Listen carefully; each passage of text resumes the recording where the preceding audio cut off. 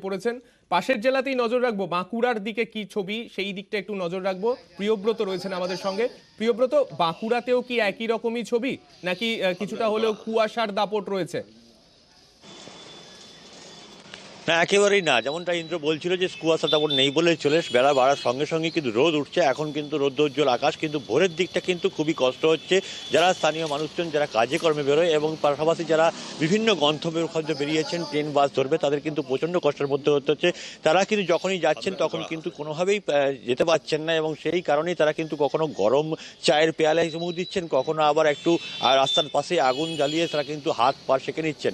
কারণ প্রচণ্ড ঠান্ডা, 10 ডিগ্রির আশেপাশে ঘোরাফেরা করছে তাপমাত্রা, এবং এই ঠান্ডায় জুবুথুবু বলা চলে বাঁকুড়া জেলা। কিন্তু পর্যটকরা যারা এই সময়তে বাঁকুড়ায় ঘুরতে আসেন তাদের জন্য সুখবর, বাঁকুড়ায় কিন্তু পর্যটন মৌসুমের যে ওয়েদার থাকে সেই আবহাওয়া কিন্তু এর মধ্যে চলে এসেছে, এবং এই আবহাওয়া কিন্তু তরিয়ে তরিয়ে উপভোগ করতে জেলার মানুষ কেন, রাজ্যের বিভিন্ন জায়গার মানুষ এবং রাজ্যের বাইরের মানুষও কিন্তু বাঁকুড়া জেলার বিভিন্ন যে গন্তব্যস্থল, যেগুলো পর্যটন ক্ষেত্র, সেই পর্যটন ক্ষেত্রে প্রতি বছরই আসেন। এবারও কিন্তু ভিড় জমিয়েছেন। বিভিন্ন যেসব রিসর্ট রয়েছে, হোটেল রয়েছে, লজ রয়েছে, সেগুলো কিন্তু ইতিমধ্যেই বুকিং শুরু হয়ে গেছে, এবং পর্যটন মৌসুমে শুরু হওয়াতে কিন্তু খুশির আবহাওয়া জেলাতে। এবং তার পাশাপাশি যে নলের গুড়, সেই নলের গুড়ের আমেজও নিচ্ছেন জেলার মানুষজন।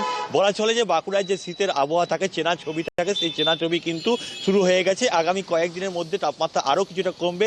আবহাওয়াবিদদের অনুমান যে আরও কিছুটা কমে কিন্তু তাপমাত্রা প্রায় 6-এর কাছাকাছি চলে যেতে পারে, কেননা যে ওয়েদার রয়েছে সেটা কিন্তু সুষম পরিবেশ, অনুকূল পরিবেশ। ঠান্ডা আরও নিচে নামার ক্ষেত্রে, ওয়েদার কিন্তু নিচে নামার ক্ষেত্রে।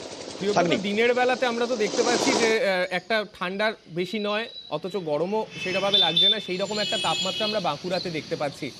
এই আবহাওয়াটাতে এই যে তুমি যেটার কথা বলছিলে, অর্থাৎ ট্যুরিজমের কথাটা, ট্যুরিজমের ভিড় কিরকম, মানে শুশুনিয়া বা যে যে জায়গাগুলোয় আমরা জানি যে মানুষ ভিড় জমান, সেইখানে কিরকম ছবি চোখে পড়ছে মূলত?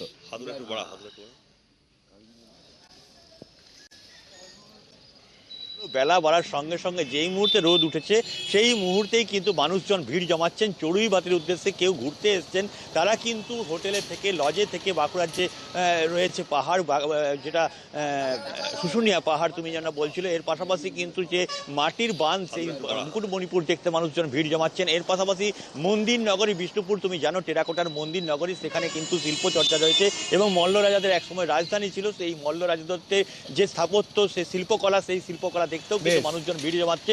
ইতিমধ্যে লজে বুকিং শুরু হয়ে গেছে, বিভিন্ন জায়গাতে কিন্তু মানুষজন আসতেও শুরু করেছে চড়ুইবাতি করতে। স্ট্যান্ডিং। বেশ, অনেক ধন্যবাদ তোমাকে। পাশাপাশি নজর রাখবো পশ্চিমের আরেক জেলা ঝাড়গ্রামেও